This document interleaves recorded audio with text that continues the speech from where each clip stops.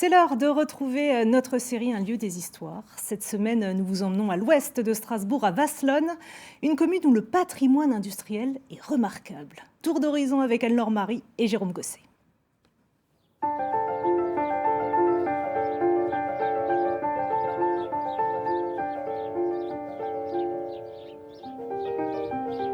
Bienvenue à Vasselonne, cité plus que millénaire et qui a en son temps possédé un château.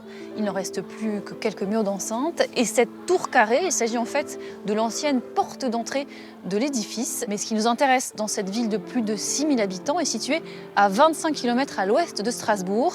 Eh bien, c'est son riche passé industriel. Et pour parler de ce riche passé industriel, je suis avec Julie et Marie-Pierre. Bonjour. Bonjour. Vous occupez de l'office de tourisme Mossig et Vignoble. C'est ça. Pourquoi ce premier endroit? Derrière nous se trouve la filature Ebel, qui est plus ou moins une affaire de famille qui va perdurer durant les siècles.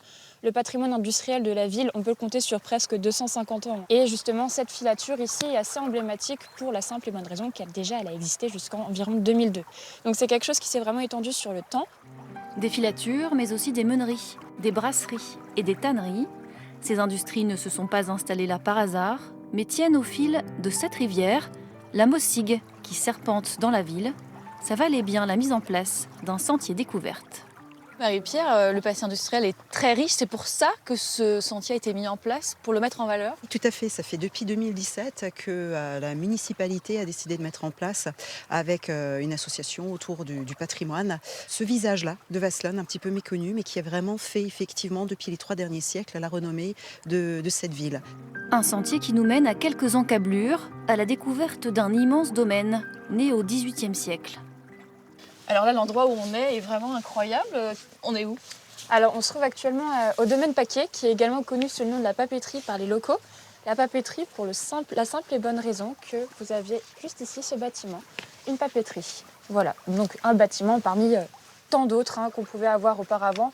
On trouve pas mal de vestiges derrière nous, on voit des restes de certaines habitations, d'usines. Et Marie-Pierre, le truc qui est incroyable en plus, c'est qu'ici, aujourd'hui, la famille vit toujours. Elle y vit toujours, effectivement. On a la chance d'avoir un domaine qui s'étend sur 1,6 hectare. Il y a le projet de valorisation, de pouvoir l'ouvrir au moment des journées du patrimoine aussi, pour justement expliquer l'histoire de leur famille et tout ce développement qu'il y a eu tout le long de cette Mossig qui nous suit depuis ce matin.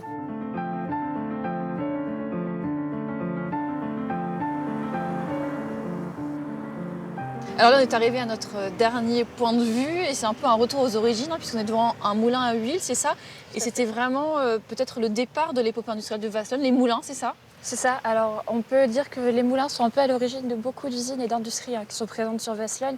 On a un état des lieux qui est fait en 1773 qui va dénombrer en tout 13 moulins, dont 10 moulins à farine, ce qui est tout de même un très beau nombre. Donc ça veut dire que les habitants ont utilisé la Mossig au fil des siècles. Tout à fait, au final, la Mossig fait vraiment partie de la vie de Vasselonne. Ça va jusqu'à même dans l'origine du nom de Vasselonne, finalement, parce que l'ancien nom, ou du moins qu'on retrouve dans les anciens écrits, c'était Vasselnheim, qui signifie l'eau en allemand, et Heim, qui vient de Heimat, qui signifie le foyer. Donc, au final, tout est lié.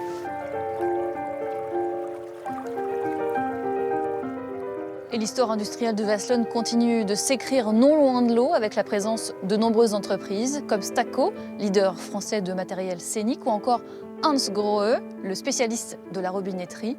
Une ville qui se porte bien donc économiquement, de quoi donner des envies de solidarité, mais ça c'est pour demain.